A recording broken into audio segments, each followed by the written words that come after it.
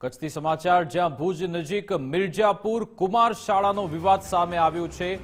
શાળાની નબળી ગુણવત્તાની ફરિયાદ વચ્ચે તેનું લોકાર્પણ થઈ ગયું છે। મિર્જાપુર કુમાર શાળાના કુમારો વિનાશ તેનું લોકાર્પણ કરાયું। નેતાઓના હઠાગ્રહ સામે શિક્ષણ તંત્ર જાણે કે નબળું પડ્યું હોય તેવી પરિસ્થિતિ જોવા મળી રહી છે। લોકાર્પણમાં વિદ્યાર્થીનીઓને હાજર રાખી ફક્ત સંખ્યા દર્શાવી દેવાઈ। મિર્જાપુર કુમાર શાળાના લોકાર્પણનો વાલીઓએ પણ વિરોધ કર્યો હતો। આવતા નથી અને અમે આ શાળા બાબતે એવું માંગેલું કે થર્ડ પાર્ટી ચકાસ થઈ જાય એનો અહેવાલ અમને આપવામાં આવે પછી અમે અમારા બાળકોને મોકલીએ, પણ એ કોઈ તપાસ કરવામાં આવી નથી। ઈ અમને મોઢેથી એમ કહેવામાં આવે છે કે તપાસ થઈ ચૂકી છે, તો અમારા વાલીઓને કેમ અંદર કહેવામાં ના આવ્યું કે તમે આવો ને જોઈ જાઓ, આ ચકાસ કરાવવામાં આવી છે?